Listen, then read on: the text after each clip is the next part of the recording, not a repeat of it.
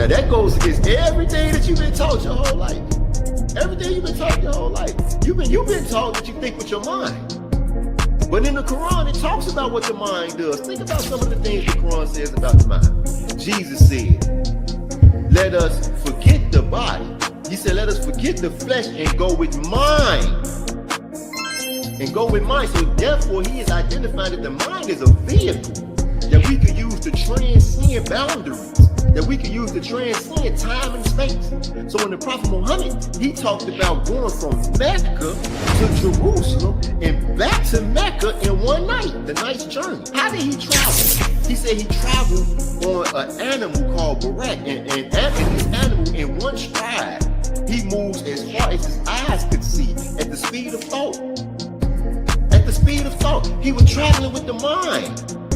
You understand what I'm saying? What else did he say about the mind? He said these tools remind me of the ones we handle in the workshop of the mind. So he's telling us that there is a workshop in the mind.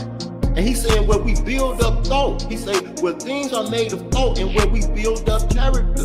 Now he's telling us what we're supposed to be doing in the workshop, but that's not what you have to do because your mind is yours. You can change it when you want to. Islam, Islam, Islam. Paradigm Shifting the Podcast. Sheik Maurice Pennington Bey. It's the brother Mauryell Smith. The sister Sunshine Monie. Islam, Islam. How y'all doing?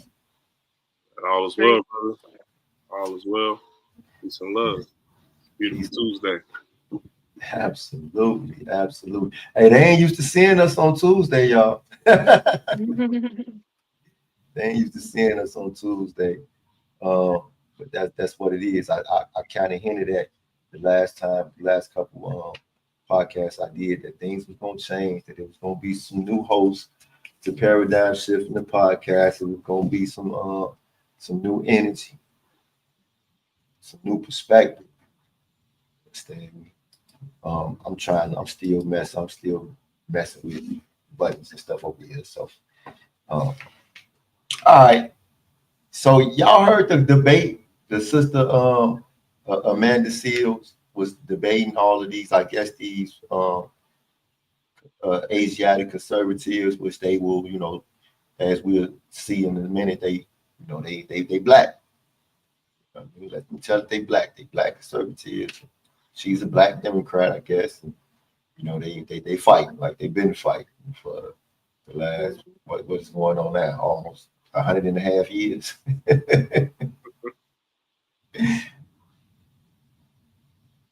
I seen clips of it. I didn't watch the whole thing. My sister was telling me to watch it. I was like, I'm not interested. But I kind of get where the conversation would already be going, or how it would be presented. So I wouldn't entertain myself with that. But I'm definitely, available to communicate some of the topics that was addressed. I did see a few of the different ideals that were expressed that actually surprised me that people even thought that. But it is what it is. Surprised you? Oh my goodness. Okay. So what I'm gonna do is, because the Mauryell Bey, he sent me a few clips from the debate, right? And I got them on TikTok. So what I'm gonna do is I'm gonna play one of them, right? I want to play one of these clips so everybody can see what the debate was about, the arguments, I guess, on each side. And I really want to take a look at how, because it's important, how our people think about things that they might not have any type of formal education about is important.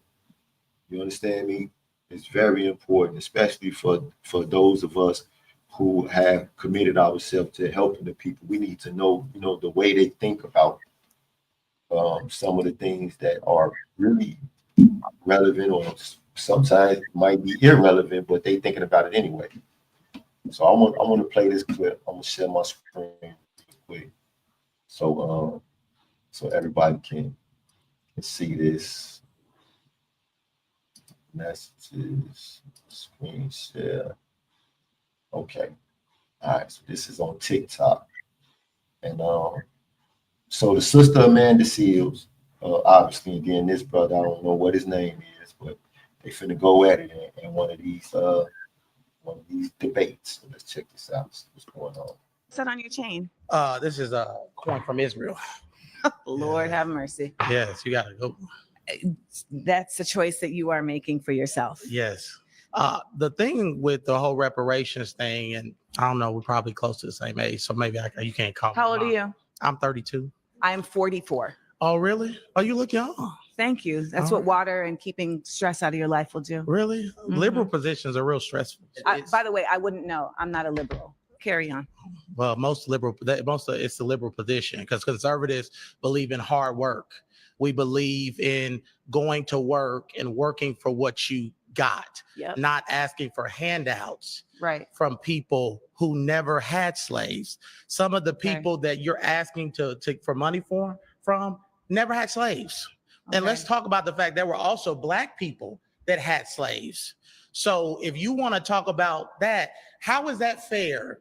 If I'm a white person and my family fall on the side of the Union, why should I have to pay for slaves when this whole country was never all racist? Some of the founding fathers were abolitionists, and they hated slavery. And they actually put things in the Declaration of Independence and things too, because they believed that there would be a future where there would be a Black president one day, or that there would be people in leadership that were Black. There was people in the North who helped with the Underground Railroad and fought with the Union. So why is that fair for people who never had slaves, who fought against slavery, to have to pay for people that had slaves? One, from my understanding, you are more interested in preserving the fairness of those who didn't have slaves than the fairness of those who are the descendants of slaves. That is priority to you than finding a fair way to accommodate those who have been the descendant of slaves. Well, our ancestors wasn't asking for handouts. They were asking for equal opportunity. And we have equal opportunity in this country. We had a Black president, just in case you didn't know. We had a Black president and we had a Black vice president. I think she was Black. They said she was Black. I don't know. So we had a Black president, and you know who voted for that Black man? White people, because you can't win a popular election in this country without white people. So Barack Obama is the product of white people. So let's get off this thing where, oh, America is so racist. What's making America so racist is people that continue to talk about racism and continue to focus on racism instead of focusing on unity and bringing our country forward. People that have these liberal mindset are infecting our communities, Black people, and making us victims and not victors. I refuse to embrace a victim mentality because that's not what our grandparents and Harriet Tubman and those people fought for. They fought for equal not bring up opportunity. Harriet Tubman's name in vain, baby. Please. They said the Lord's name in vain. Lord's name. Harriet Tubman was literally saving her family and others from slavery. Yeah. You know who helped her? White people. You know who helped her? They were on the Underground Railroad. Who helped her? Come on in. You know who helped her? God and people who benefit from white supremacy. One of the things it's a lie. White supremacy is a lie. No, sir, it's that's simply not true. If that were not the case, then we wouldn't see the continued effort of colonialism and white people placing themselves in positions of power when they do not have the power. Because their culture. Black culture is toxic. The Black culture is toxic. We have produced a culture that is toxic. And let's get on the fact that there's no fathers in the Black home. Let's talk about that. Let's talk about that. Let's talk about that. None of this is gonna work if y'all are just gonna sit here and make up shit. It's not gonna work. No, it's a beat. Has to be in facts. You're putting off emotional liberalism. I am not putting off emotional liberalism. You're putting off founded lies That's what y'all based do. Y'all in start saying conservatism. misinformation. Remember they It did the is misinformation thing all summer where everything Look at this conservative man. did. They said You're carrying misinformation. a chain around your neck of an apartheid nation that actively wants to harm Black people and What about the non-Jewish people. apartheid? What But about let when- me bring it What back. about when Let Black me bring people it were back. selling Black people Let me in bring Africa? it. That was not happening put in the them in context that cages, you're saying. And they were selling Let's their bring own it people. back. Black people still sell Okay. their own people today too. By I don't the know way, if I'm gonna last. we're selling our own people today I don't know too. if I'm gonna You probably last. won't last with me. I won't, because your ignorance is so See, y'all, overwhelming. that's liberals. Y'all start name calling when y'all No, getting it's defeated not in an name argument. calling. You won't have an argument because you keep cutting me off. Oh, well, that's fine if they don't let me come You back. won't up. even. I made my you won't. point. You didn't make your I made point. my point. You haven't And made I'm your okay point. with being And let me voted just out. tell you about your point. You started off saying we believe in hard work. Yeah. And we believe in being compensated. Reparations is not though. Reparations is not hard work. It's stealing. It's Robin Hood. You said you believe in hard work. Yes. And you believe in being compensated for hard work. Yes. Were slaves compensated for their work? They weren't compensated for their work. But why should people who are sitting at home playing video games, smoking marijuana, Are you sitting at be home playing a giving video checks? game? Are But you no, sitting at home playing a video the people game? that they're wanting Am I reparations sitting at home for, playing a video game? No. The people And they I don't want know what reparations I don't for. know who these people are that you're talking about, because the majority of the Black community is not sitting at home playing video games. The majority of the Black Where are you community getting is doing a lot that of statistic? things. Where are you A lot getting of that things is not statistic? right. Pause. You've been voted out by the majority. Please return to your seat. I knew I was going to be surrounded by ignorance, but damn, let's.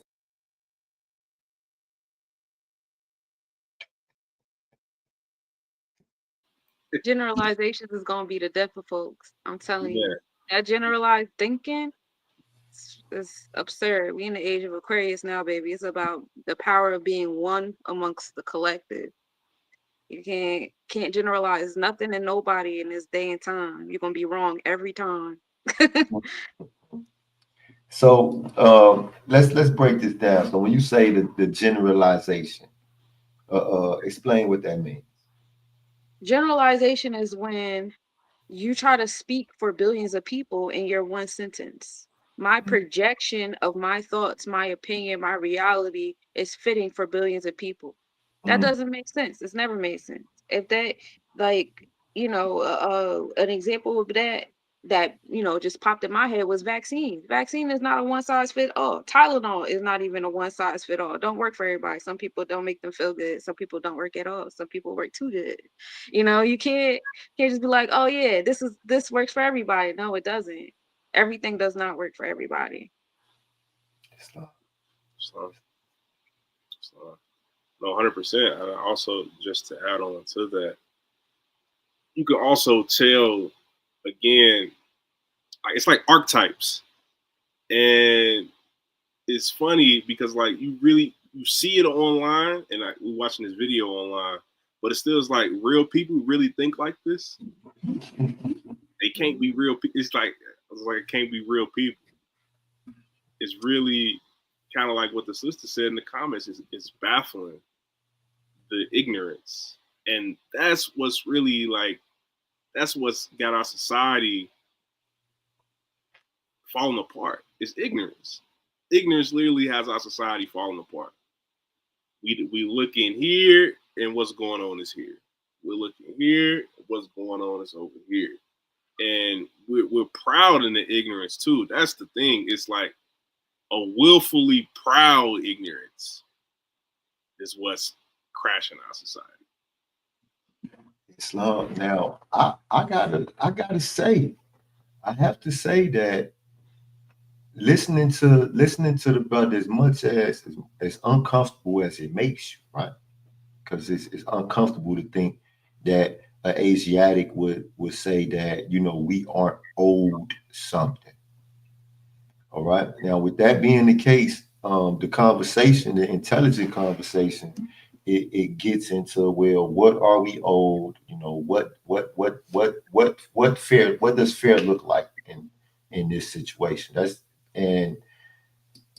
But a lot of the things that he said, Mo, were true. That man said that the Black culture is toxic. Tell me he lying.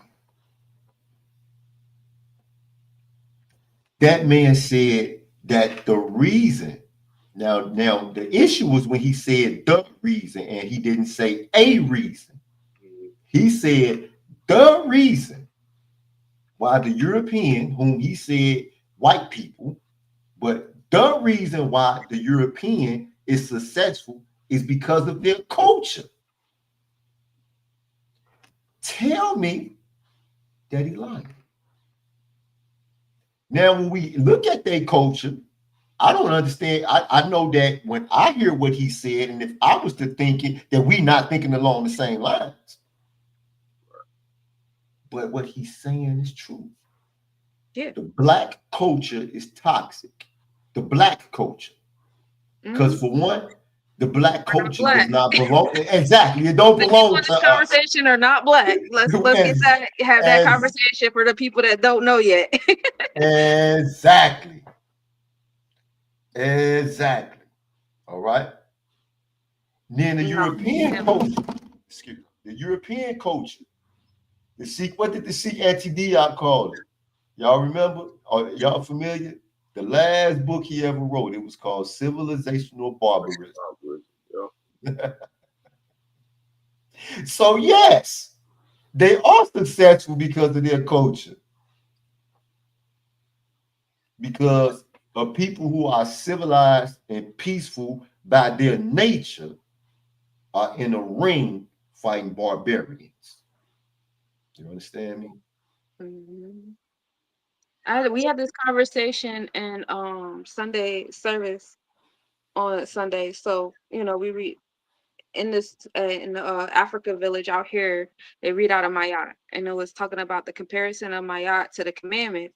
And I was saying how, like, okay, when we go out, we're supposed to uphold those laws. You know what I'm saying? How we carry ourselves. But if you don't uphold those laws, you're opening yourself up to have to endure the policies and the procedures and the policy officers and all this other stuff that's going on out there in the world that people are complaining about. Like a lot of people complain about like the police presence in the neighborhoods, and like DC, everybody got a microscope on DC right now. Now we can get into jurisdiction about it, you know what I'm saying? But I would like to think that the conversations that a lot of these governors and mayors are having in response to the president trying to, you know, press his presence in all those spaces is really making people realize how big jurisdiction is and how, you know, whatever. But come back to this conversation. When you like you said, black culture is toxic, because if people were in alignment with those laws and that order that we're supposed to have as a people, it wouldn't leave room for people to be like, oh yeah, the solution over here is a prison, the solution over here is more cops, the solution over, it wouldn't make sense for that to be the solution. You know what I'm saying? Like they wouldn't even be able to create that narrative because the behavior is not there. You know, it's like I'm eating a bunch of bad food, and then I want to complain when my body is being open to cancer and parasites. So I want to go to Kellogg's and Monsanto and tell them to stop putting stuff in their food. Stop eating the food. Where's your self-discipline? Where's your order? Why aren't you mastering your emotions and your intellect to where you know how to behave in situations? You're not, you know what gives you cancer, you know what gives you parasites, you know what opens up the community to certain things. So why engage in it and then get mad when that equal opposite energy does come? Yeah. I think too, again, that's what I was saying earlier about ignorance, is that I feel like we hyper focus on our culture in every different ways, right? Noble Drew Ali talked about that we descend from the mothers and fathers, the founders of civilization. And when we start to change the conversation from culture to civilization, this is where, as currently constructed, our people lack understanding. So that culture is set up by the system of how these people have ran their civilizations. Right now, our culture is currently set up by their same system. Yeah. So our people, it's hard for our people, whether they are blindly falling into this concept of white supremacy or actively rebelling against this concept of white supremacy, they're still wrapping their identities, their plans, their strategies on how Europeans think. Because they still want to be included. They don't want to build their own. We don't. It's like the Matrix movie. They still want to eat the steak. Yep. Right. And that's really the issue. That's really the issue. Because if that wasn't the issue, what we're doing, what the temple doing, what the conscious, all of that stuff would be, and it's actually happening. You see it more and more each day. But all of that will be the norm. But because we've been made into the perfect slaves. We've been made into the perfect slaves due to consumerism. It's hard for us to now become truly interdependent on ourselves,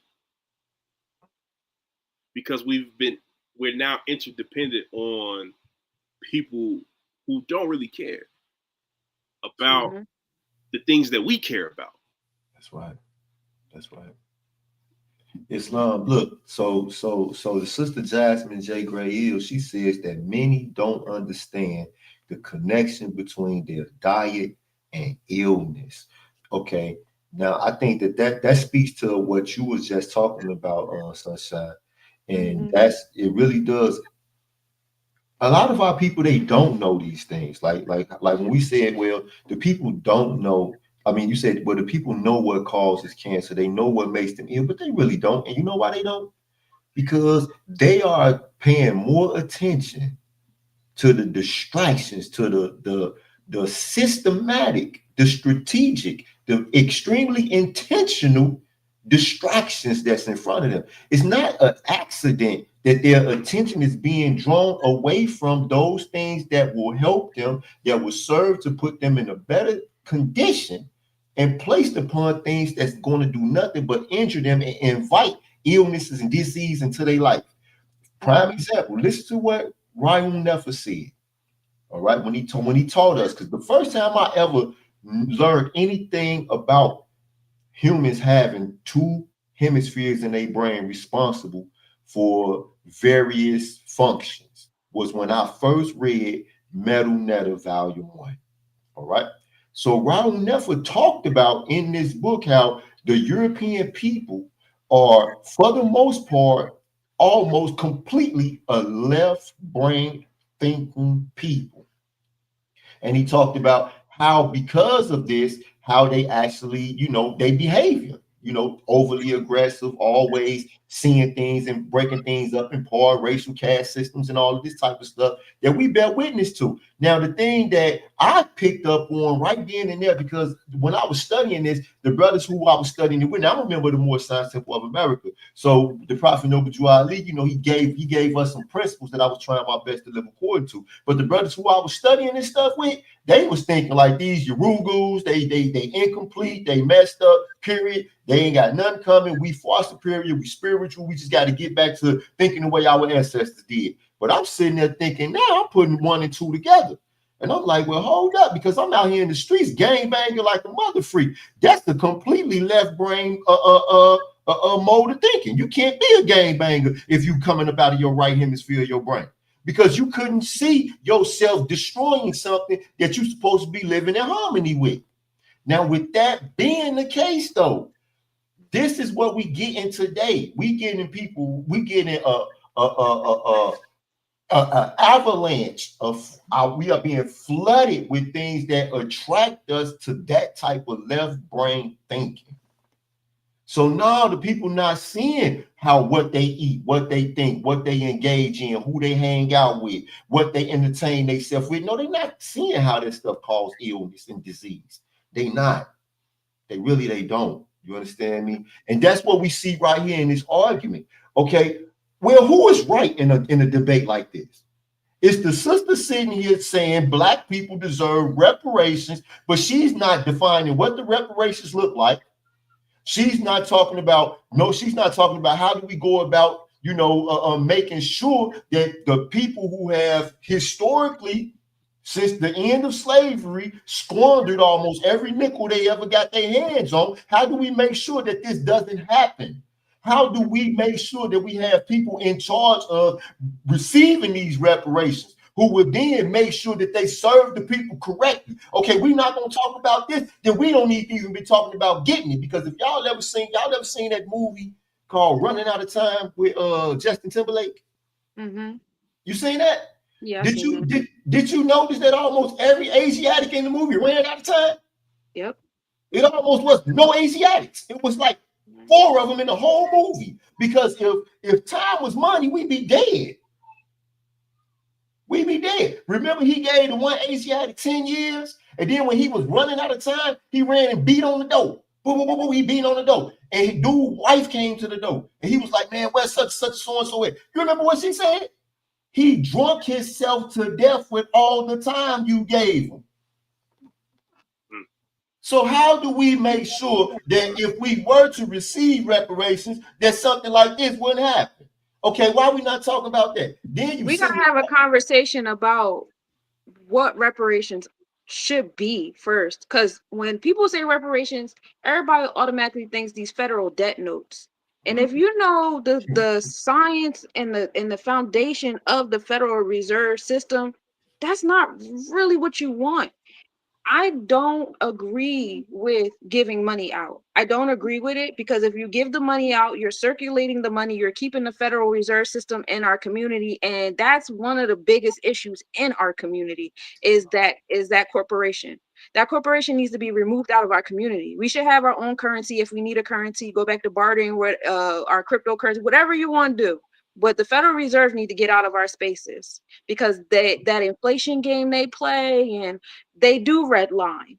The Federal Reserve redlines just like the zip codes is the new redlining, just like any other thing, jobs, credits, insurances, all that stuff. And they all flow into this Federal Reserve System. So I wouldn't even go there to say, oh yeah, let's just hand out everybody some debt notes and all. That's not reparations to me. So we will have to have like a clear conversation about what proper reparations would be, because we didn't have debt notes before they came over here. We wasn't over here using money and they just came over here and took our money. That's not what was happening over here. That's what happens all the time. That's what happens all the time. When you don't govern yourself, then you leave yourself open to be governed by others. Okay, I got a question. Not at the table, you on the menu. What you say? If you ain't on the table, if you ain't at the table, you on the menu. You on the menu. And how do we come from the streets? How do we grow up in these ghettos and survive, and we don't understand that we have to take this type of approach when dealing with these ones? How do we not understand that? I got a question though. What should, because can we agree? The Prophet Noble Jew Ali said they're gonna have to pay us with compound interest. Okay, so now what would proper reparations look like? In my mind, I don't want to project this onto anybody, but it would be resources, our land, the water, our ability to travel, like all these different things that we're teaching the people, like, you know, this is who you are, this is what you should be allowed to do. You don't have to go into business, you don't have to go to contract with the DMV, you don't have to do this and this. Like, there should be that separation there, you know, that in my mind, that's how it should be. Allow us to develop and have like more so international, you know, interaction, rather than you having jurisdiction or pretending you have jurisdiction over us and we having to abide by what y'all got going on. Islam. Okay, No, so Islam. A great movie. I've seen Trading Places with Eddie Murphy. Yeah. That's an excellent movie. The sister Gray Hill put in the comments again that we don't understand because we weren't taught. And I think that if our people was put on game from the jump about a lot of things that goes on and how systems work and things like that, we would be running the system. We are been systematically kept out of knowing things, having access to things. so that we never build anything. So I kind of, and I'll let you have your point when you do it, but I love that point on, access to free education. I would say take it a step further, and that we need to be, that compounded interest needs to come from our intellectual property that has been, exploited all of these years, that literally run these industries. I'm talking about, from, your Lewis Lattimores and Thomas Edison and electricity. I'm talking about, we invented everything. You know what? To Kim and walk with you on that one, I agree. And it should be to where like all of our inventions that they use, it should be like trade. Y'all trade with China, y'all trade with India, y'all trade with Europe, and all. Y'all need to start trading with us. These are our inventions from our people. So every time y'all use them, or y'all build a business on them, that money should, be allocated to our, our nation. Islam. Indeed, 100%. And that's what will, because I think what all of our aims are looking at is sustainability, right? We want to set up a proper negotiation and agreement as far as what we should be compensated on, that allows us to not only, build ourselves up, but to sustain what we built. And, what the intellectual property does for us is, again, adding these resources to the equation, adding the land to the equation, adding, gold, all those things to the equation, is that with us getting back our intellectual property, now it shows us what we can do with the resources that we get that will make us competitively on an international stage. Because, as the Prophet Noble Drew Ali said, right, our people were the most ingenious and industrious subjects of Spain. What that means is, right, as you see new technology and stuff like that is coming out each and every day, we need to be set up in a position to where, again, we can compete economically with this technology. And a lot of this technology, again, comes from our ancestors. So we're talking about a brother like Ibn al-Haytham, who basically created the camera obscura. He basically figured out how light works to capture it almost 1,000 years ago, and they've been using his same concept to develop the camera. Like, that's something that we kids need to be taught about to understand how we can even take this technology again, because we want to create things that are completely brand new, that people can't even touch. But if we don't know what we built in the past, and y'all have been benefiting off what we built in the past and what we don't know, then we won't. It takes away our ability to, not takes away our ability, because we always innovate, but it takes away our ability to strategically innovate, to innovate with ancestral genius. See, you know what these reparations will do? Because, like you said, we're going to always be creators. We're going to always innovate. But what these reparations would do, it would supply us with resources to be able to invest in ourselves. All right. All right. Real quick, y'all. I want everybody who watching this podcast right now, you know what I mean, to hit that like button. No matter of fact, we need hearts. Give us some hearts if you're on Facebook. Hit that like button if you're on YouTube, and hit that share. Everybody share this joint. Please share this joint. All right. Do that for us. But yeah, that's what reparations would do for us. Reparations would give us the opportunity to invest in ourselves, because one thing about us as Asiatic people, we do not lack for ideas. Right? We have ideas. We are creators. We are always creating stuff, and we always coming up with stuff, right? You say, can we tap back in to harnessing the free energy that nature provides, that ether? Agree. I think that's what it all boils down to, Mo. Like, at the end of the day, y'all know something.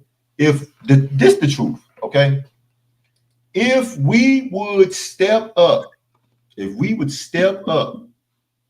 and establish ourselves as a nation to be respected amongst other nations, we would have been got reparations. would have been so easy. we would have been got it. We would have I been don't got it. think because reparations shouldn't go to individuals anyway. It should go to a nation. Let the nation do the things based upon it. Especially, I would rather it be through our nation than get our reparation through them. They're gonna give you what they want you to have, and then you're still a U.S. citizen. You still have to go under their stuff. You're still black. You're still in the black culture. Like nothing changed. You just got more money for Walmart. So in that point, I do agree with the man. You're not just going to be handing out money to people like da. Like, no, that's not I don't think that's the solution at all. I definitely agree with him on that level. You know what else I look at too? I really look at the fact that I really look at the fact that when he said that a lot of people, because there were people who their ancestors had nothing to do with the institution of slavery. Okay. Now, as Moorish Americans, we also know that a lot of our ancestors weren't slaves. You understand what I'm saying? But this can easily be addressed. We still know what companies today were built with money that came as a result of the institution of slavery. And today, these people, their entire families, when I used to look at the almanac and look at the richest people in the United States of America, and you see that, you look at, like you just mentioned, the Walmart, you look at their family, everybody in the family is worth $50 billion or better. You look at the Koch family and all the members of the family, I mean, 50 billion to David, 50 billion to Charles, 50 billion to Fred. Like, they have, do y'all know that a bale of cotton still today costs the same amount of money that it costed during the time of slavery? It was about $900 a bale. It's still $900 a bale. Back then, a lot of these big plantation homes that you go down south and you want to buy, and they $15 million starting off, they costed $700 cash to build from the ground up. So a person can sell one bale of cotton and build one of the big old plantations that's worth $15 million today. Cotton used to be one of the most expensive fabrics on the planet Earth because it was so hard to deal with. But because of slavery, nobody cares how hard it is no more. We don't care how difficult it is to pick it. That's why it was a freaking one of our slave ancestors who invented the cotton gin to make his job easier. Mm-hmm. And a lot of those homes all those plantation homes were ours during the time when they were allowing the military to occupy people's houses. That's when they started taking over our homes and our property, and then playing those marriage things, the interracial marriage or whatever. So you would have the colonists marry people that were in the tribes or whatever, and then try to divorce and take the property, because the property used to be in the woman's name, and it was passed to the daughter. It was all a game. Those was our houses. Right. So what that points back to is, even though their system is corrupt, even though they've rigged the game, they have a system, they have a plan, they have a way to rig things. And that's the difference. We have the ideas, we have the talent, we have the this, we have the that, but we don't have the system. That's right. That's the key. It's the system. It's how we are working together while working on ourselves, while working on our families. It's the systems. We have to think with systems. All right, we have an idea. How does this idea ingratiate itself into the system? Unity is essential. I know everybody got their own temples and stuff. I know I posted a post a few days ago, ruffled a few feathers. My apologies, but it is it's a little bickering back and forth between some of these temples, and that's not showing a unified front. That should be a system. If you guys are doing what y'all supposed to be doing and all those things, listen, I'm not attached to historical events and all that stuff to the way. I want to be present. Being present, we got these temples, we got these people, and not everybody wants to identify as a Moor in a temple. Okay, but there's still something that we can unite on. It's like you have all these cultures that's willing to come together under the umbrella of United States of America. We should be able to come together under some type of umbrella together, regardless if you want to identify as a Moor or Hebrew or Pan-African or this native tribe or that over there. It shouldn't matter. It shouldn't be a back and forth. I'm right, you're wrong. Your temple isn't legit. This person over here is not doing the right thing. That person is incorporated. It shouldn't be none of that. Oh, this is what you're doing. You in alignment. Oh, y'all good people. Y'all doing this for the environment. That's what y'all got set up. Bet we should have contracts amongst each other. That's how you run your household. This is how we run our household. But this is the bridge that connects us. And it shouldn't be no debate about that. I don't understand how we could sit here and time travel and debate about unity. Unity is not up for debate. But I see it all the time, and it's so frustrating. And then the few times I have spoken on it, even when I was in the temple in Philly, the few times I spoke on it was kind of like, oh, you can't speak on it, can't speak on that, can't speak on that. And then and then it becomes a debate as to why unity isn't, feasible. And it's just like, that's very disheartening. How far do we expect ourselves to be? How do we expect ourselves to be able to sit at the table with other nations if we can't even get, this part together? Because we think unity is uniform. And that's not the thing. That's not it. Yeah, we're not a monolith. We've never been a monolith. Exactly. We've actually never been a monolith. Every nation is within, let's just say the Italians. They have different cultures and things, Sicilians, etc., differences amongst themselves. But they understand that these different differences is what contributes to the whole of what makes them unique as a nation. Arm, leg, arm, head, please. Exactly. Tell them. Exactly. So it's the misunderstanding of that causes the rifts. Also, too, is again, even looking at our own families. How we're trying to unite the temple, we're trying to unite the conscious community, things like that. But then look at our families. How can we unite our families? Well, where's the issue that we unite our families? There's a lot of emotional trauma. And without the proper mental first aid kit, without the proper mental health first aid kit, it's also hard for us to unite. And that's the thing, is that we have to address that first. Noble Drew Ali talked about the mental slavery. That's right. The mental slavery is what's causing the economic and the political slavery. That's right. So really, this process of healing and restoration and learning to love instead of hate is the true revolutionary position, because it has to start in the home and in the nucleus and in our communities, exactly where we're at, on how do we learn to really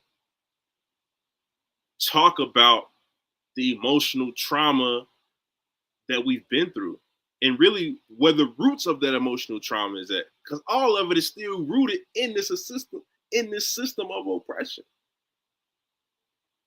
The unsaid things between our families, right? A lot of those things happen due to the pressures of the society that we live in. So it's connected. And really having the true hard conversations within our families, within our communities, is what's going to happen on that larger scale. It gives us the experience to be able to have the conversations. We have to have hard conversations in order to bring about this unity. But before we have hard conversations, we have to learn how to set the roles up so this hard conversation turns into progressive movement and not a regress or a retreat to isolation again. That community outreach is important and should be regular. Like, and in my mind, like if I had my own building, it would be a social services building, and we would help with mental health and family counseling and these things. And there will be regular daily opportunities in daily spaces. Like I see Uptown Lee said, I never got that training in school. Okay, there should be after school programs. We should have after school programs for people that are still want to have their child in the public school system. Okay, cool. But before and after school, they over here getting this information. You understand? Or for those that are ready to homeschool or pull their children out of public school education, we should have stuff set up for them so they can be educated. And education doesn't stop from K through 12. There should be young adult education, and there should be older adult education. Like we should be providing these educational environments that are not just like, square, but also spiral. I'm not just teaching you about 1 + 2 = 3. I'm also telling you like the roundabouts, how to feel about it. You know what I'm saying? That emotional intelligence that is aligned to it, so that when you are expressing information or you're having dialogue and you're disagreeing with somebody, you know how to communicate. Like that dialogue that we just watched, both of them were emotionally unintelligent. It should not have gotten to where we're shouting, we're talking over each other. At least one of them should have showed some level of emotional intelligence of communicating. There's no way I'm ever raising my voice in a debate with somebody. I don't have to. I don't need to yell to be heard. And if I have to yell, I'm definitely not being heard. You know what I'm saying? So it's just like certain things like that. Those are things that for those of us who already know, we should be creating platforms amongst each other as as a community that already has it together to outreach and keep spreading the information. You know what I'm saying? If we're not doing that, if we're like, oh, I can't do it because, we make up excuses, but like it's 3 of us here. We in 3 different locations, and we've created this space where other people can come and sit and say, I didn't know that. This, that. Like it's really that simple. If you know 3 people at least 3 people in your neighborhood, have something outside. Hand out flyers, hand out posters. You know what I'm saying? It's nothing to get a meeting room in the library and be like, on Tuesdays, we over here and we're going to do this. I'm going to show y'all how to do that. You know what I'm saying? Like, it got to start somewhere. I think people be having this mindset of it has to be this super big thing or we can't start it. And that's not true. Islam. That's not even how Noble Ali started. When he started in Jersey, nobody was rocking with him. Nah, hey, you know why I laughed when you said that? And I still got the videos to prove it. And I look at them often. But our temple started in the library. Like when we didn't have a location, the library they let you use the space for free. So we went to the library. And there was times where it was just 2 people. I've literally been in the temple where it was no one there but me, and I did exactly what the Prophet Noble Ali said. I put the charter or the warrant of authority up on the wall. And I'm the type of person, like I have literally sat there and spoke to the walls like I was speaking to a whole hall full of people. You understand me? But I want to show y'all something, right? Let me go back a couple times because some of the comments are really relevant, right? Yeah, So I agree, Jasmine. Find the spaces that are already in existence that need more bodies. That's how I ended up out here in Memphis. There's no in Nashville they have a temple. They don't have one over here in Memphis. So I'm over here at the Africa Village, and I just gravitated to them because even though they're not in that Moorish Science mindset, they have awareness and respect for the temple, and they in alignment. So that's what we gonna do. It's not no debate. Well, it gotta be the temple, or no. Like that's unity is way bigger than those nuances, and sometimes people get caught up in that. And it doesn't look like this. It's not like that, whatever. And it's look what like you said here. There's beauty to a partnership. agreed. Absolutely. Not only is there beauty to a partnership, but there's also portions brought together within the partnership. You understand what I'm saying? There's talents that one individual, one group is lacking. That this other individual, these other groups that they have, and when they come together, it just makes for a more powerful, puts us in a better position to take advantage of whatever advantages are out there for us. You understand me? Like, and the brother Smithfield, you said it when you said that people confuse unity with uniformity. People confuse unity with there's one individual voice that we all listen to and follow. That's not necessary. That's not, especially where we are today, where we so far behind economically, we so far behind socially, as far as our military is non-existent. You understand me? So we could not, you show me one leader of any Asiatic thing anywhere who could lead us on all of these fronts right now. I've never been to Chicago when y'all be having those events, but like, do these conversations come up during those events, like in October, November? At the convention, Yeah, they do. they do. Is it like proactive, or is it just like we're talking about it, it's in the works? I'm gonna say this, right? Please Yeah, I listen. know we on the internet. No, My apologies. I'm This is just a genuine curiosity, though. I'm not trying to not say anything. That's, you know what I mean? Because if I'm gonna tell you straight up, if it ain't ADEP chamber, then it's open for discussion. Okay. All right. So I'm gonna tell you this. What I was finna say is, and this goes with anything, this goes with anybody anywhere. It's a quote from Farrakhan. All right. So Farrakhan said that it's like a father to a baby that is still in the womb. So he looks at the mother of the baby and he rubs her stomach and he say, I want to see my baby. And she tell him that just because you can't see the baby right now doesn't mean that the baby is not grown. So yes, they are proactive. Yes, we are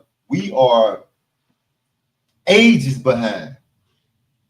There has been so much that has happened to handicap our efforts. All right. So with that being, I mean, look at what we're doing right now. Look at us here right now. This ain't you with a whole bunch of your homies and homegirls and homeboys on a podcast having this discussion. This ain't Smithfield with Moors from his body having this discussion. This ain't me with Moors from my body or even from my temple having this discussion. And that's intentional. Like, I literally sat down and thought, what would make this work? I need to bring minds together, you know, and other Moors, other places are doing the same thing. And eventually we're going to all come together. And just like she said, there will be beauty in the partnership. So yes, but I'm gonna keep it 100 though. Like a lot of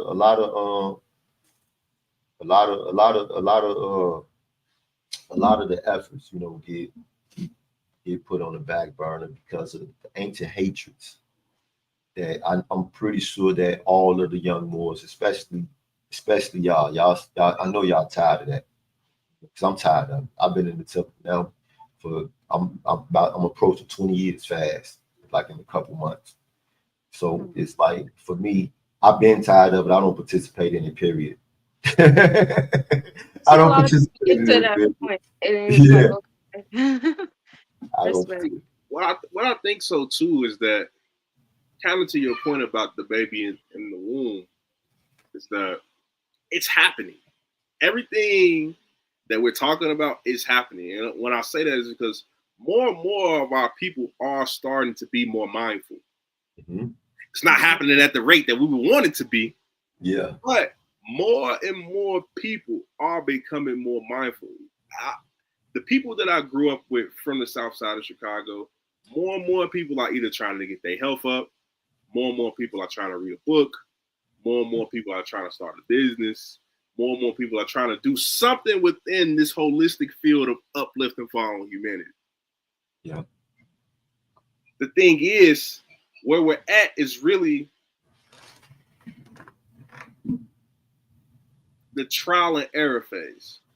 Because even with the temple, it's like just now, I feel like just now, I've only been in the temple since 2020, basically. And I feel like literally just now in 2025, a lot of the information is now coming together. As far as overall Moorish history, overall temple history, overall temple business history, overall what we need to do politically, overall matching what we're doing with the current events as the current events unfold. Everything is happening right now. And it's so big and so powerful that everybody is just now like putting the clues together in a sense, because we have crypto that's going off. We have, right, the alternative health spaces that's going on. We're having new things about mental health come out each and every day. Everything is just coming out so new, so fast, so impactful that really right now, what's going on is identities are being built. And what I mean by that is like brand recognition in a sense of where each different individual movement is going and everything, right? I swear, again, since the last 5 years, look at much how like AI has progressed, the knowledge of certain circles has progressed, etc.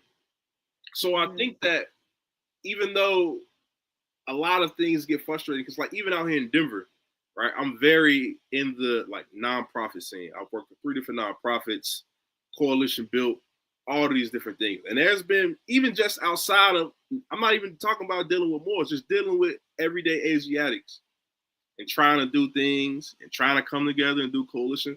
A lot of the stuff falls to the wayside just because of our own personal lives.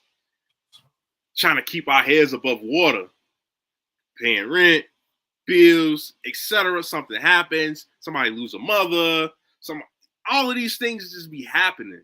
And then a lot of things get derailed. So what I've seen is just to really like, if we take a step back though, and we look at how social media has transformed, it's going up negatively and positively in both ways. Yep. In order to bring about the greatest good, we have to defeat the greatest evil. The greatest evil is growing stronger, and we too, as volunteers to uphold the greatest good, must grow stronger as well. Mm. And that's just what it is. It's the nature of the beast. Is that without a foe, a soldier never knows his strength. Mm-hmm. And the constant frustration, the constant falling apart, coming back together, is making us mentally strong so that when this thing because that's another thing. When this thing come together, we talk about unity so lightly. Mm. We talk about it too lightly, in my opinion. Yes. Is that when this thing actually come together, the sky might crack open. Right, we gotta be ready. Real. Like it might be an earthquake. It might be like, because that energy, when that energy comes together, it's contagious. Think about it. Our people already influence the world negatively. Yeah. It's just it's just the changing of that energy, a shift of perspective.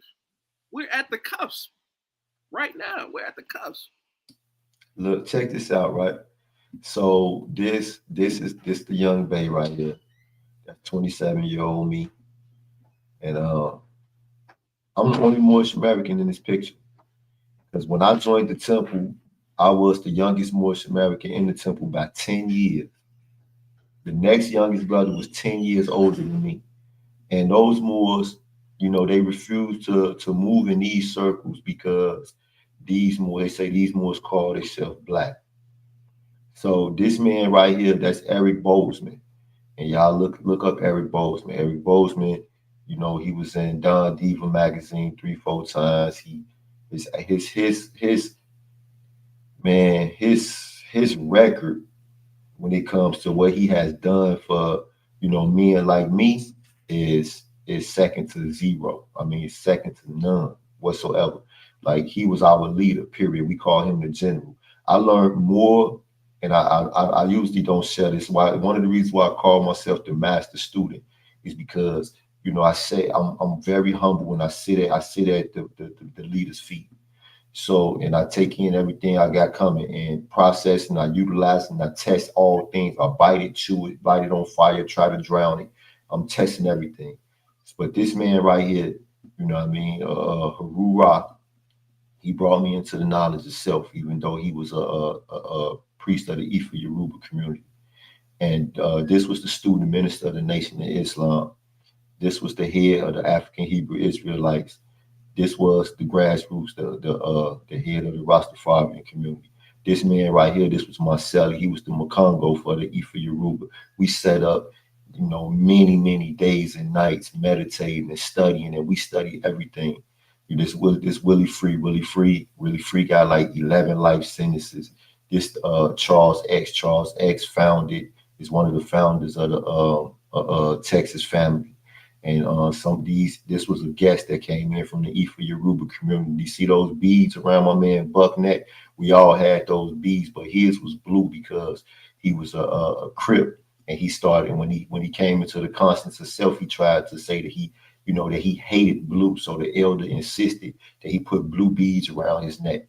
And Dr. Marimba Ani, you know, she came into the institution and she blessed all our beads. You know, I lost mine.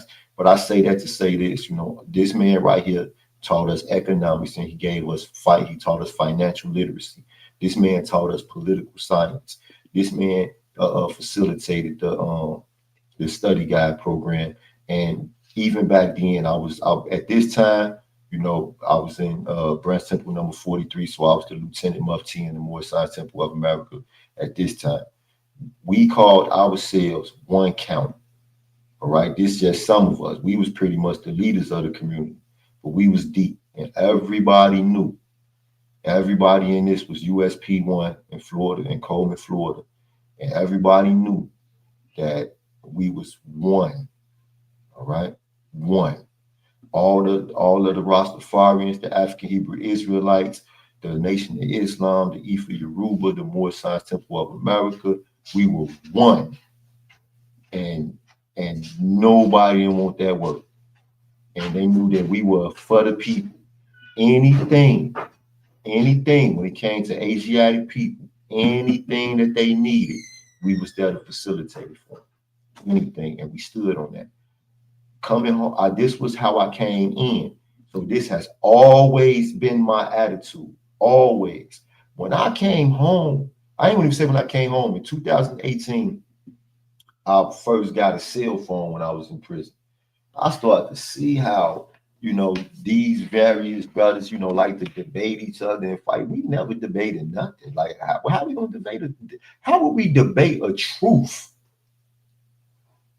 Tell me that. How do we break this truth in half when parts and you argue a part of it? Like, we didn't even comprehend something like that. Like that was not anything that even almost ever happened. You know, but from when I came out here and seeing that this is normal activity, this every day, this was going on, I knew immediately that it was by somebody's strategic handwork. Real talk. All our people who arguing and debating with each other and hanging on to ancient hatreds that came, you know, about during the time that they never lived. You didn't live back then. You didn't see. You don't even know if them men and women done made up with each other and they done with the. I'll never forget. As a matter of fact, when I was at Allenwood Penitentiary, I was the Grand Sheik, and Azim Hopkins Bey was the assistant grand governor of Pennsylvania at the time. So he spent, one thing I can say about that Sheik, he stayed in the institutions. He made sure that he was there, that he was a part of what was going on. And I would never, ever forget. I would never, ever forget that somebody, you know, stood up in the temple and brought up the topic of this grand body and that grand body. And Azim Hopkins Bey was like, listen, he said it honest. He said, R. Jones Bey is my leader. He said, but all of the Moors is one. This unity is an illusion. We can disagree all day, but we are duty bound not to adopt the attitude and character of the disagreeable. I'll never forget that. Right. I will never forget that. We cannot hang on to the attitude and keep the character of the disagreeable. We got to stop that.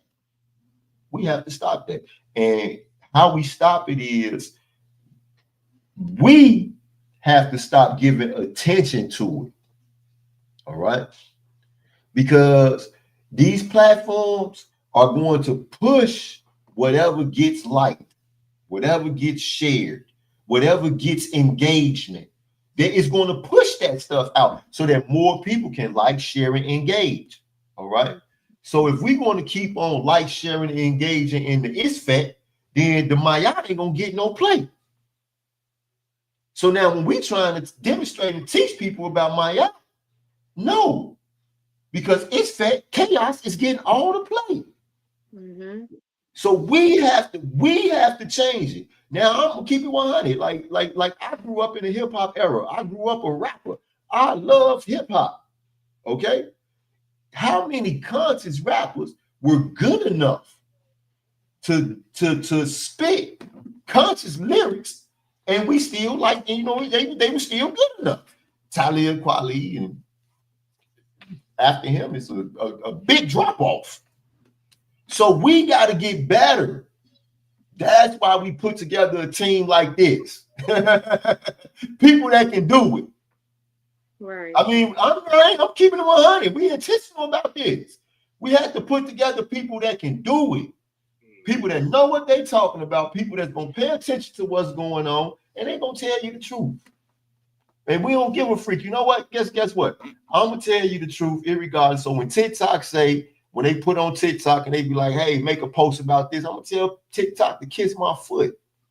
I'm gonna make posts about what matters to me and my people. You understand me? But we got to get good at it though. We have to take it serious. Like we really gotta, you know, we gotta do it. Let me see what she say. And when y'all came together as a collective, what was the outcome?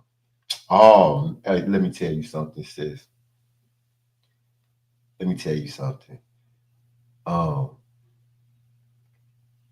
know the Bible. I know the Bible like the back of my hand. I know the Bible like the back of my hand because I studied the Bible religiously with the African Hebrew Israelites. When it came to being at Nation of Islam meetings, African Hebrew Israelite meetings, Yoruba meetings, Rastafarian meetings, I had better attendance than anybody else. So between the Rastafarians and the African Hebrew Israelites, I was able to learn the Bible, which means that I can go out because I was a fisher. I was young. I stayed out on the rec yard with my group of muftis because I made it a law that everybody under the age of 35 that joined the temple had to join the mufti staff. And I had every last one of them out on the yard because everybody ain't gonna come to the chapel. And we was demonstrating Moorish Science, but we was able to speak to the people from every single platform. When it came to, I mean, we had great success. We taught Kabuka class. And if you don't know what Kabuka meant, Kabuka is a book written by the Elder Baruti, and what it does is it gives an entire outline of what the Mayafa looked like. All right, how did the capturing of slaves? What did it actually look like? Okay, what was the processes of it? What is the results like? How do you know? That was that class. We taught that class, and we had at every class on the rec yard. Now we wasn't sitting in rooms that the institution let us sit in. We were sitting on the rec yard around tables and at the freaking football goal and all that type of thing. And we had 60, 70 people all the time. And for one, it was peace for the most part on the compound because we could mediate whatever issues that came up from between any groups. We was able to come in between, anything that might turn messy. And we learned how to do that because of the things that we were studying. You know what I mean? So, just, the knowledge itself that came from studying, research with the Ifa Yoruba community. And paralleling that with Moorish Science and Metal Netta, it helped us to, it helped me personally, and I know that it helped the other brothers to understand the psyche of our people and other the European, like we studied ourselves. You know, so yeah, that was some of the things that was, and one thing that I really learned, I learned to love my people. I learned to love my people despite all our flaws, you know, despite everything. I learned to love my people unconditionally, no matter what. And I also learned that, you know, that what goes around comes around. I learned that. So they all taught each other something to bring back to your communities. Yes. Okay. So if I pull this picture up again, I just want to show you something. So the elder had double life plus 20 years. Marcelli had life plus 5. Willie Free had like 6 or 7 life sentences. Buck got 90 years. These my main partners. The elder, my man Yohadaba, he from Haiti, and he got what they call a stash house case.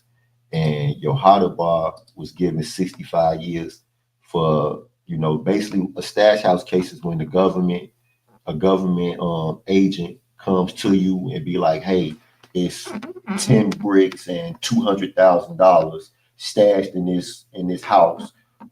Let's go rob it. Now, this is a government agent talking about 10 bricks and $200,000 that does not exist. But when you agree to do the robbery, then you get charged with the robbery. And that's what they said, that it was a perfect entrapment, because the drugs were not there. And then in the 7th Circuit, which is the circuit in like the Chicago area, the judges ruled that perfect entrapment was illegal, because they said you offering somebody that comes from poverty a life-changing opportunity where they don't even have to hurt nobody, you know. But he caught his case in Miami, Florida, so they gave him 65 years. The elder grassroots had double life. Charles X had life. When these men took their time and told me, and I mean they took their time, because I was a mess. They took their time and they told me. What I came to understand was they weren't just teaching me just to teach me. They was teaching me because he told me. The elder told me. He said, because I asked him, he used to be so hard on me. Like when we studied books, we had to write essays about the books. We had to recite all the relevant points. You know what I mean? And it was hard. It was real hard. It wasn't easy. This was nothing like what's going on out here. Like this was real training. When he would be so hard on me, he wouldn't allow for me to get nothing wrong. Like my papers that I wrote had to be perfect. I still got some of them to this day. They had to be perfect. And I asked him one day, like, man, why you be so hard on me? Like, you don't be going like, you don't be doing them like that. And he looked me in my eyes and he said, Bey, you going home. And I knew, you know what I mean? I say, you know what? I got to take this home. They want me to go home. They want me to take this stuff so that they can have purpose, because they doing life. Now, Allah be the best of planners. He got out. He got out. If you look on Instagram right now, you will see that the elder got out. But the rest of these men, they still there. But they wanted me to bring this home, and I understood that. I understood that. So that's one of the things the Prophet Noble Draw Ali say, the same truth that draw you will drive you.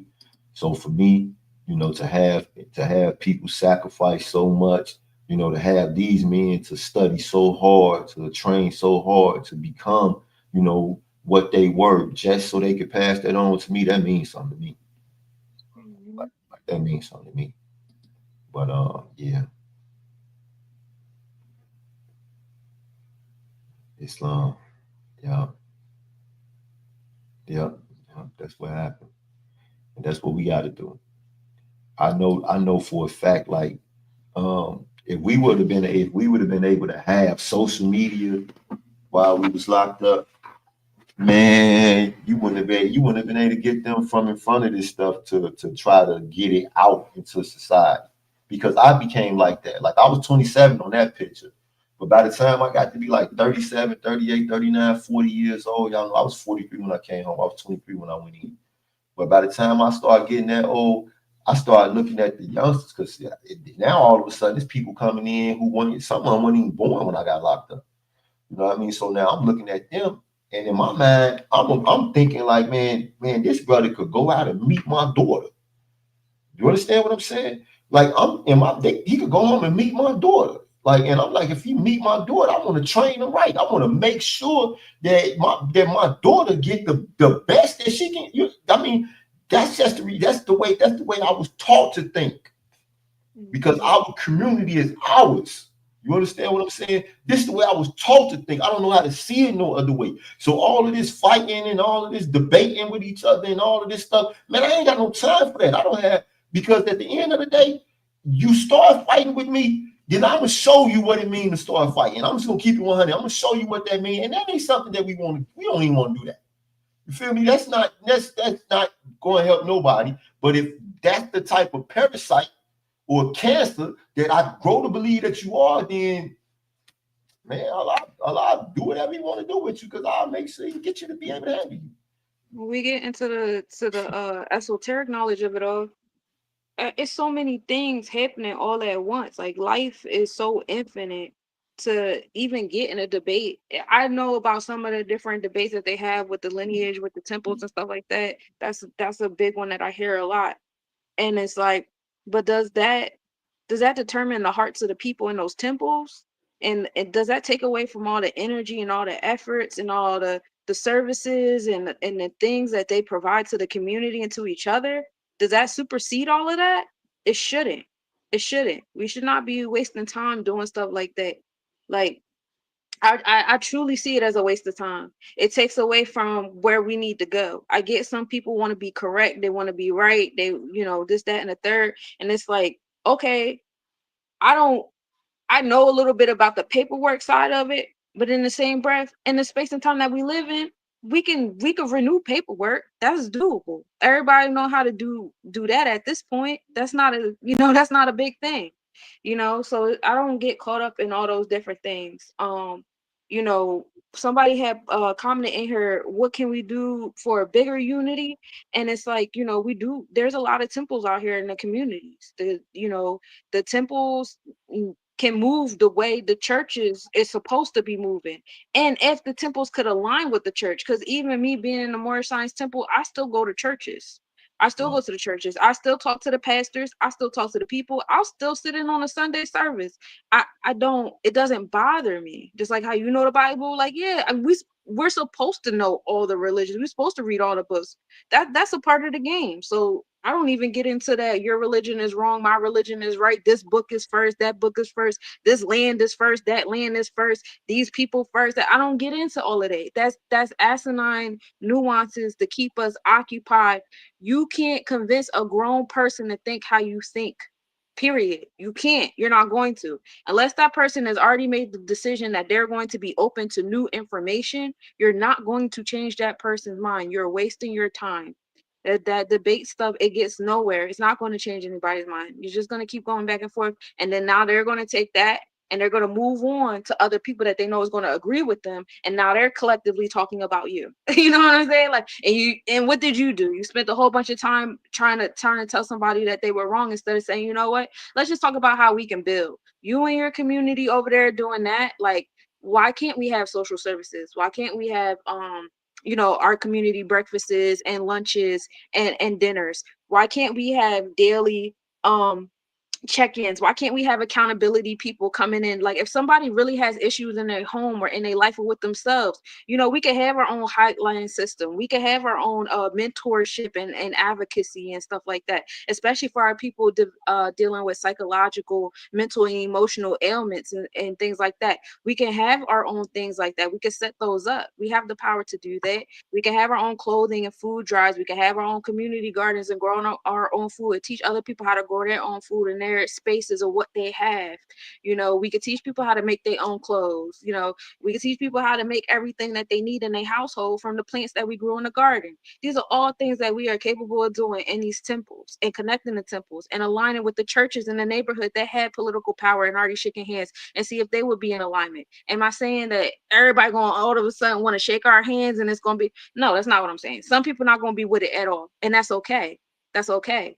But the goal is to get the people that are. We're not going to sit here and focus on the people that want to debate and the people that don't want to align and the people that want to stay in this black toxic, community and culture or whatever.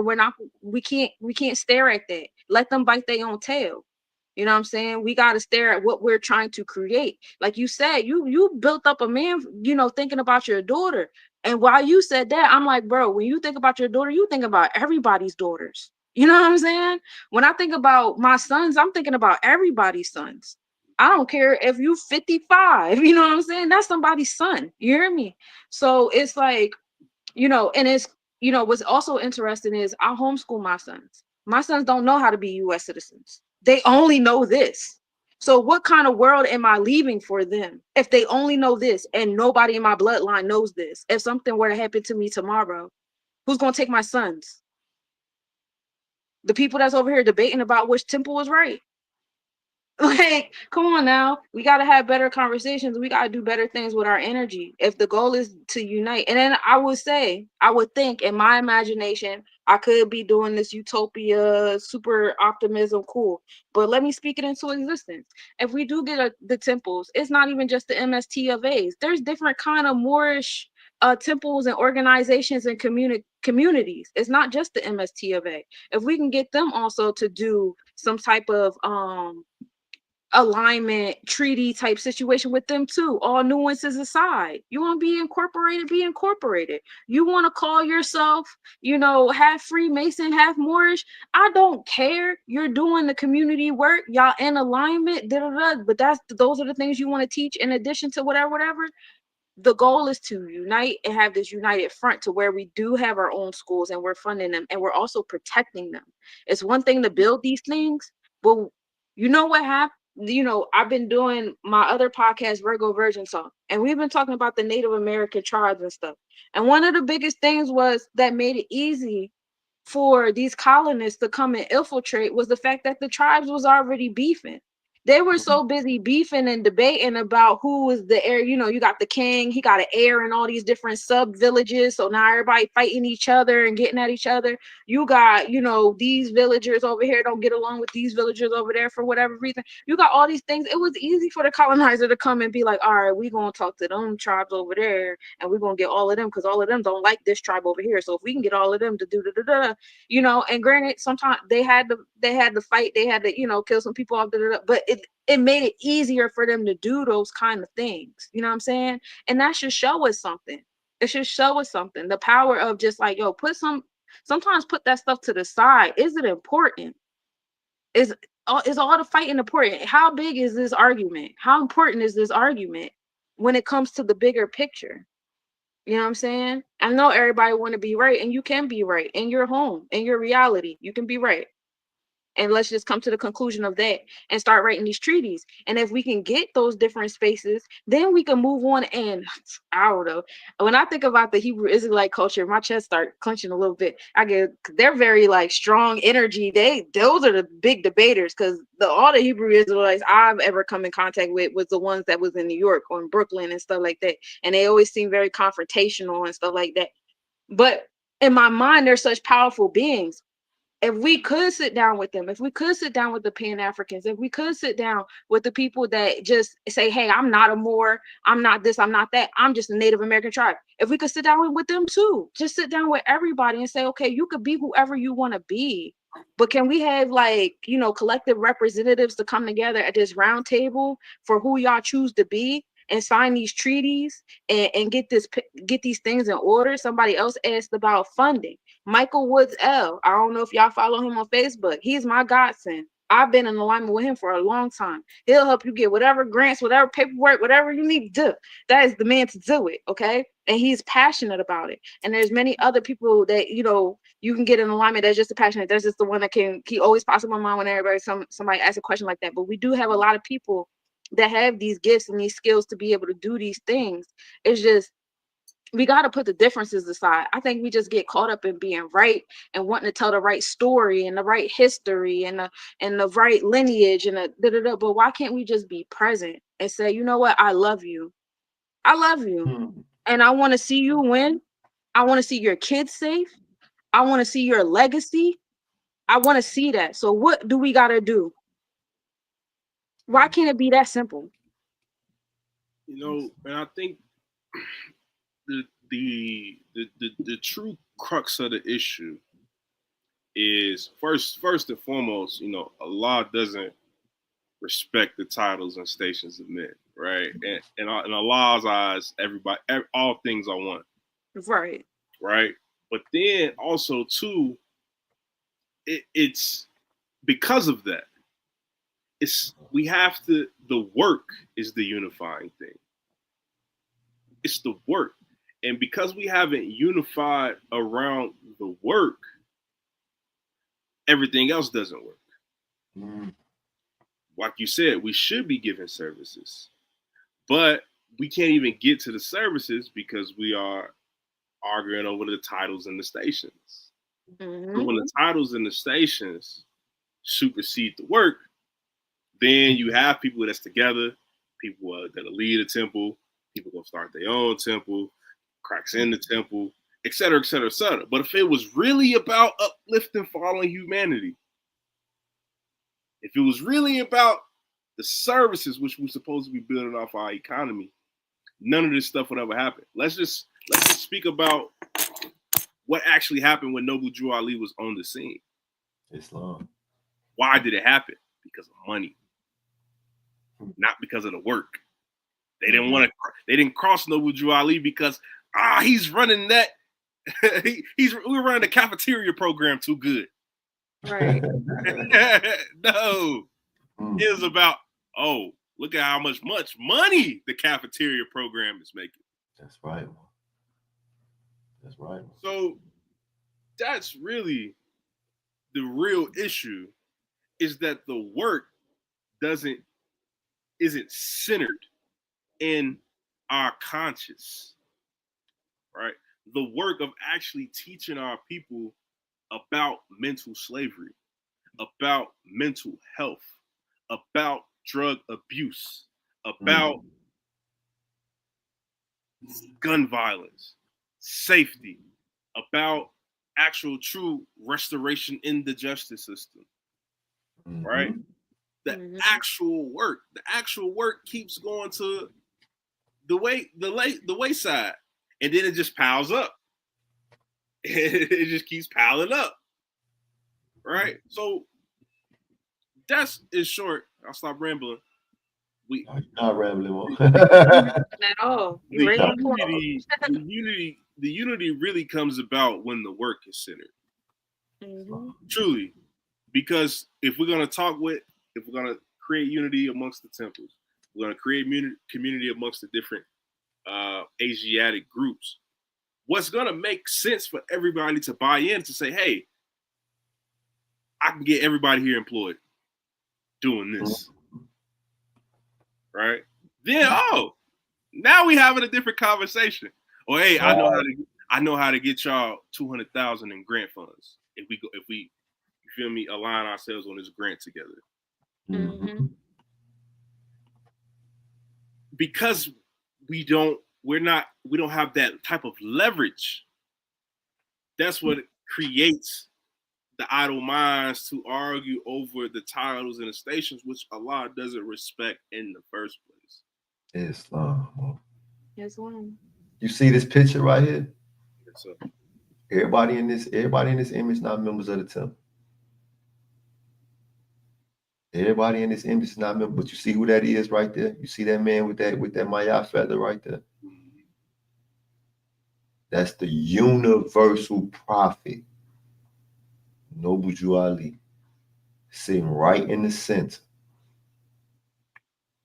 These Oscar Duprees and these all types of people right here in this picture, man. Because the Prophet Noble Drew Ali said, imitate your prophet.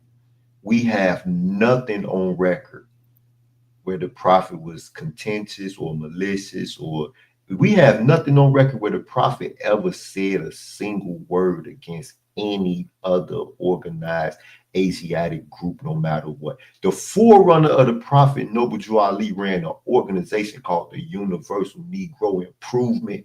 Come on, man. Islam.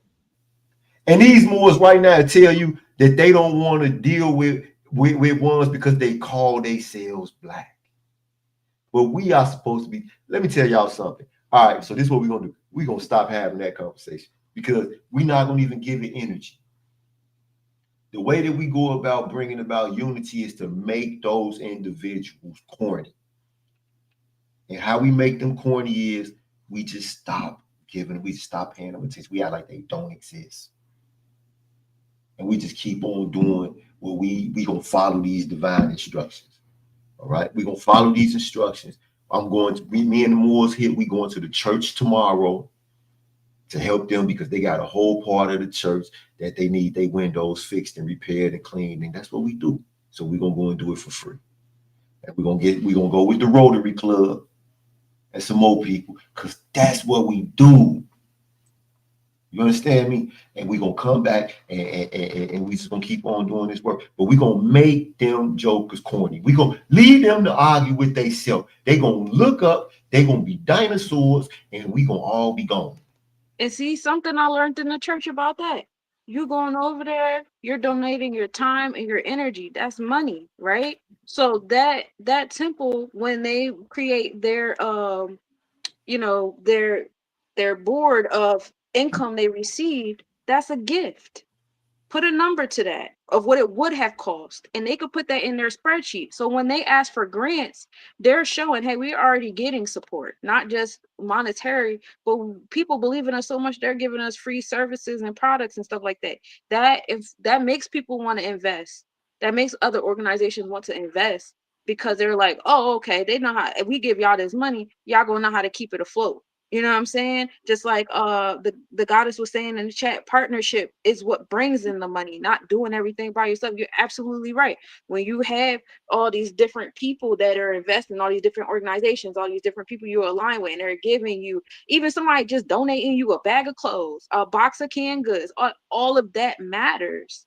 That's showing something. That is money. That does bring in income. You know what I'm saying? So, and when you think about it in that realm, it's still doing something. It could do something even bigger when you play, if y'all want to play that game. You know what I'm saying? Money is a tool. And while we still like in some type of interaction with them, we want to still use the debt notes. I know some people still want to be in that. That's cool. You know what I'm saying? But those are different ways that you could do it. That's definitely true.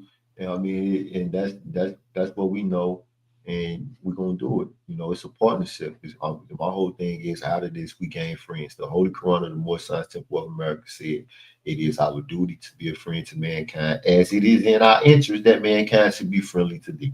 And we know that we need all the friends we can get. So that's what we're gonna do. We're gonna go out here. We're gonna make friends with these people. And in the future, we're gonna see what this friendship manifests. That's just the way it works. And one thing, we more scientists, y'all. Before we move further, real quick, can I jump in? It's yeah. So and two is we have resources, right? Like the nonprofit that I work for. Mm-hmm. Work with, right? I'm over schools in Denver, Chicago, Milwaukee. Islam. We can go, like you said, you in Memphis. If you know anybody in the school area, right? A school that would need our services. So what we do is we run a meditation room in the school, not only for the students, but also for the staff. So the staff, I had a teacher come in my room today. We did a whole breathing session exercise, and I hooked them up with the tuning fork in the public school. Islam. So, and we give all of this free to the school. How? Because we built relationships with foundations. So if you know any foundations in Memphis, and then if you got any targeted schools, all we got to do is get in front of them. And it's that simple. So, like I said, it's happening now. There's so many people, so many different Asiatics doing the work. Didn't they just open up a new town of Asiatics down in Georgia? We just All that. goal is to shine the light on the positives because they want us to focus on the negative, to continue to engage in the negative, and then continue for these algorithms to algorithm. To algorithm. That's but right. There's so much positive going on right now, y'all. Mm-hmm. There's so much. Yes, we can bring it into higher education in Texas Southern because we also give courses to schools of nursing and schools of social work in colleges, full certifications. So, like, there's stuff is happening. Yeah, it's happening. Stuff is happening, but I ain't gonna necessarily put it on Facebook to be around people that could ruin professional relationships. Islam. Exactly. And that's just truth. I don't post everything I do up here. You As know far what as y'all I'm know, saying? I just talk about stars and numbers all day. That's all y'all need to know. You don't know what people sit though. Yep. Y'all see, I love stand up. D. Ray Davis. You don't know what I'm sitting on, right? So, like for real. Islam. So much is happening. We are at the cusp. Right now, what we're going through is a renaissance. We are in the renaissance. What the European Renaissance was to Europeans was them simply regaining knowledge of self. What's happening right now with our people regaining knowledge of self? It's bringing about a renaissance. We're at the beginning phases of it. Right? So it's upon us to be pillars. And that's what's really running people away. Everybody ain't ready to be a pillar Islam. in what we got going on. Some people just want to see it built and then come and help. And that's okay. That's okay. That's okay. Mm-hmm. That's okay. But I'm here saying I volunteer to be a pillar. Get on my back. Get on my shoulders. Get near. Because we are serious about uplifting fallen humanity. Islam. We are serious about seeing our people flourish. Islam. We are serious about educating our, and we do it. It's what we do. It's how we live our life. And this is the type of fervor, this is the type of holy zeal we got to set the hearts on fire with. Islam, Mom. So the sister Gray Hill asked, can she bring that program into the higher education? She says she's at Texas Southern. So is that something that she... I was responding to her. That's what I was responding to when she said. Oh, yeah. Okay. I see it on the side. Yeah. Islam. Okay. Islam. Yeah. I probably got like a few minutes. I'm getting hungry. Okay. So look, I'm finna send this to you real quick. So you could have it. So hold on real quick before you dip. Yeah. I'm gonna send you a copy too. Matter of fact, I'm gonna put it in the group page for both of y'all. This is something I put together, and I think you could probably use it for your what you're doing.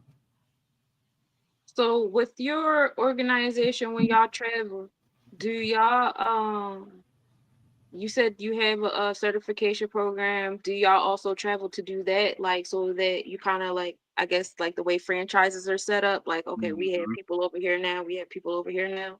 Exactly. Okay, cool. That'll be a really dope thing to bring over here. Cause I haven't been here long. I'm from Jersey. I only been over here for like 3 weeks, and Allah's already sucked me into so many different things. Like, we need you over here. We need you over here. We need, like, okay, I'm here, wherever you want me to be. And so in addition to them going against Elon Musk with this warehouse out here, the air quality out here is a big deal because of the kind of businesses they do put out here. And then on top of that, one of the things that we fighting against is they're trying to build a prison in the middle of the residential community, which when you were playing that debate earlier, it made me think of yesterday. We had a meeting about it yesterday. It's funny how I start. I'll make this short because I know you're hungry. But Okay, so I was like, all right, I'm gonna go for a walk today because I ain't really been walking. Everybody putting fear in my heart about being in Memphis. Don't go nowhere, don't do nothing, don't talk to nobody. But I wanted to go for a walk. So I'm like, I'm gonna have my sister on the phone just in case something happened. I got a witness. Okay. So I walk, and then as I'm walking to the community center, which is like 2 blocks up, I didn't even make it a whole block. I heard gunshots. I was like, all right, let me go get in the car. I'm gonna just drive there. Right. So I get in the car and I drive there. And when I get there, the shootout is happening in the parking lot. Now, mind you, we're having a meeting going against the prison. There's the youth is shooting in the parking lot, and the elders is in here arguing, and it's becoming emotional because some of the people that showed up to this meeting are actually for the prison for this very reason. The people shooting in the parking lot, jobs, and it's like we can have jobs. It's the kind of jobs. Things like that. Like, we need more teachers, we need more holistic practitioners, we need more mindfulness coaches, meditation coaches, we need more advocates, we need more people that's willing to be like hotline accountability partners when people do feel like they're on edge and they're about to get to that point where I am going to shoot, I am going to do this, I am going to do that. We need those kind of occupations. We don't need prison guards and more, more of these things that's about punishment. It's not about rehabilitation. You really have to make the mental decision to rehabilitate yourself in those spaces. It's not really like there for you. You know what I'm saying? You got to want to make that choice in that environment. Same thing with the public school system. The public school system is there to train you to be an employee. It's up to you and your own personal God within you to say, hey, I'm going to use this to my advantage to do X, Y, Z. I don't care what y'all initiative is. Y'all create whatever employees y'all want. This is what I want to do with my education. This is what I want to do with this experience. You know what I'm saying? So then you do have those people that, are exceptional and they go against the grander, percentages. But all that to say, I like that idea. We should have more employee, like we were saying, like, you want to get people to come in Temple. I noticed that, especially in Philly, the people wasn't trying to come to Temple because you're not giving them money, because you're not helping them with the problem that they have that's weighing on their shoulders the most. And that's bills, that's their expenses, that's all these different things. So if you're not teaching them how to deal with the things that's on their shoulder, they don't care about you needing bodies in your temple. They don't care about you needing people to help. Who's going to help me? I'm drowning. I don't have it in me to help y'all and y'all temple. You know what I'm saying? That's why I left the church. Like, these are the mindsets of the people. You know what I'm saying? So, if we providing them with these, like, okay, we have the ability to provide you guys with these kind of jobs. I teach Forex. I'm not, you want a couple dollars real quick? I'll show you how to get a couple dollars real quick. Here, let me show you real quick. And there's some brokers that you can start with $10 right now. You can go outside and ask somebody for $10. Go ahead and put that on that chart and I'll show you how to do it. And some charts you can do less than $10. It's just I haven't discovered all of them, the ins and outs yet. But anyway, that's side conversation. But like, yeah, we should, these are the things that really help, providing the services, but also showing people you can be employed in these services. And these are more morale positions to be in, rather than those jobs that feed the monster. And now you got these people coming around a community like, oh, I'm just doing my job. I'm just doing my job. I'm just doing my job. But you're destroying the community. You're destroying the environment. But I'm just doing my job. Just a paycheck. And then, like they were saying, like the free energy thing, that's something that could be taught. That's something that could be traveled, taught, and then give people the opportunity to become teachers in themselves and service workers in themselves and maintenance workers in themselves to keep the free energy going in those areas.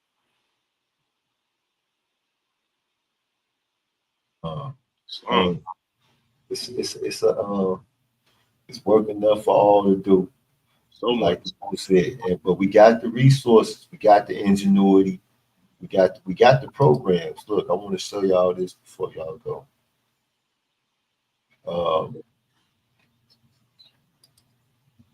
This has been an invigorating conversation. Yeah, it's a good one. Yeah, no, 100%. Like, I'm sweating. So this right here, this is a program. This is a program that we facilitate for the guys in the Work Release Center. So I created a program called Success the Journey Begins Now.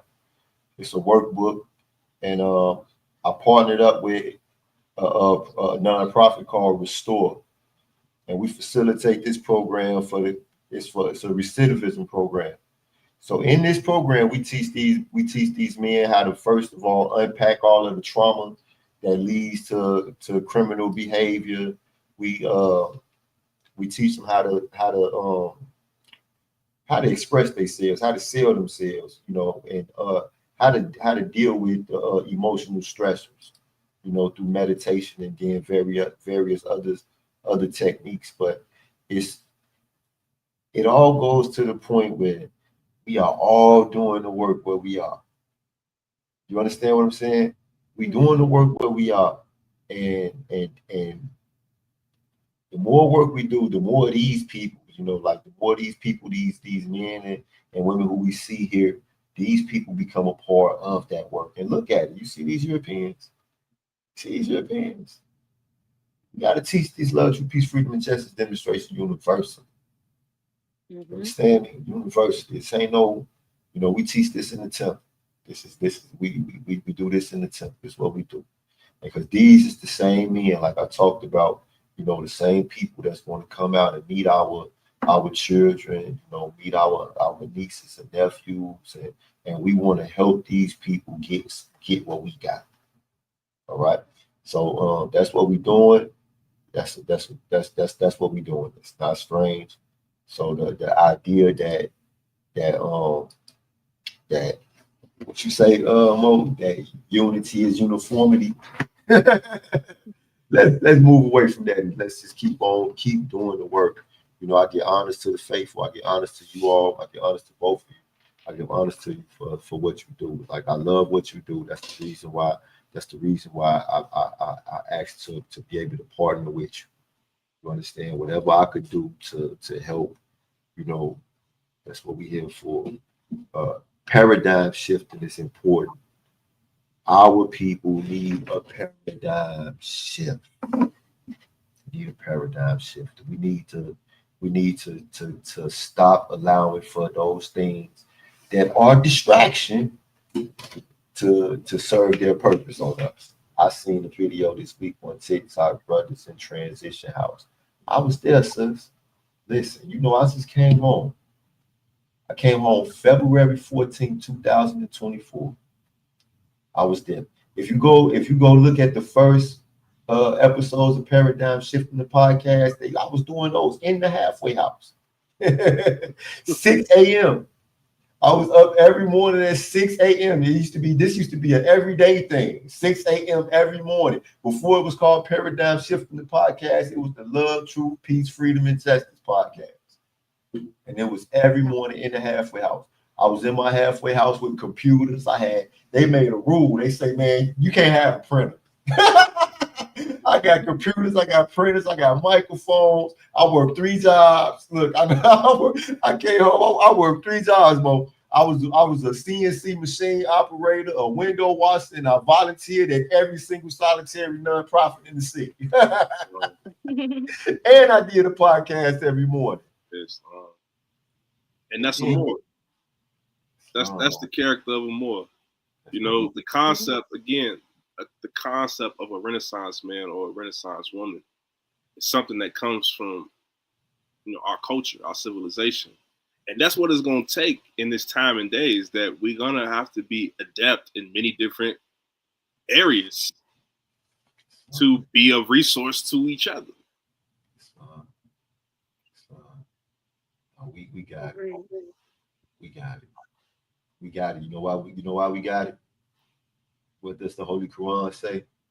And his cares continue to you all and your love to each other. That's why we got it. Islam.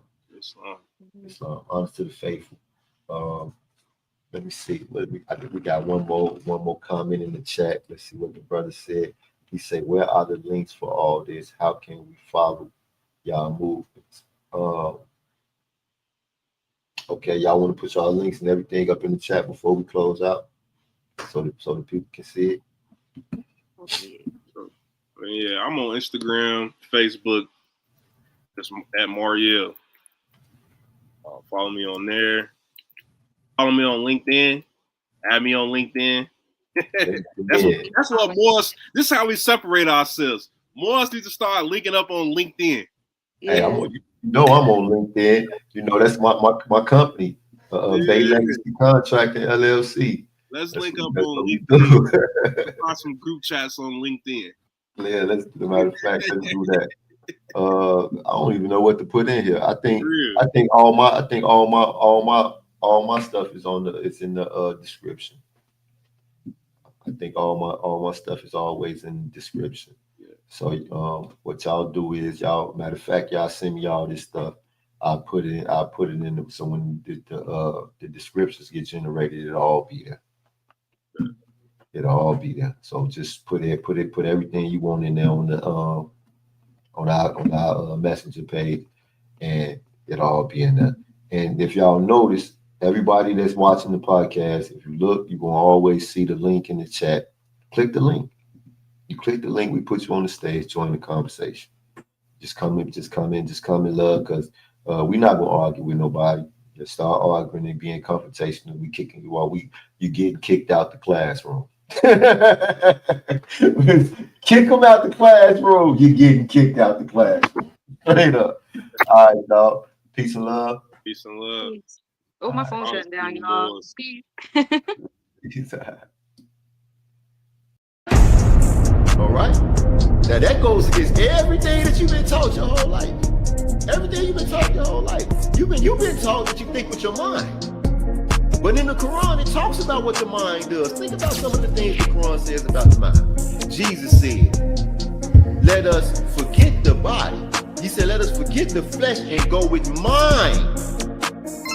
And go with mind. So therefore, he is identifying that the mind is a vehicle that we could use to transcend boundaries, that we could use to transcend time and space. So when the Prophet Muhammad, he talked about going from Mecca to Jerusalem and back to Mecca in one night, the night's journey. How did he travel? He said he traveled on an animal called Barak, and this animal in one stride, he moves as far as his eyes could see at the speed of thought. At the speed of thought, he was traveling with the mind. You understand what I'm saying? What else did he say about the mind? He said, these tools remind me of the ones we handle in the workshop of the mind. So he's telling us that there is a workshop in the mind. And he's saying where we build up thought. He said where things are made of thought and where we build up character. Now he's telling us what we're supposed to be doing in the workshop, but that's not what you have to do, because your mind is yours. You can change it when you want to.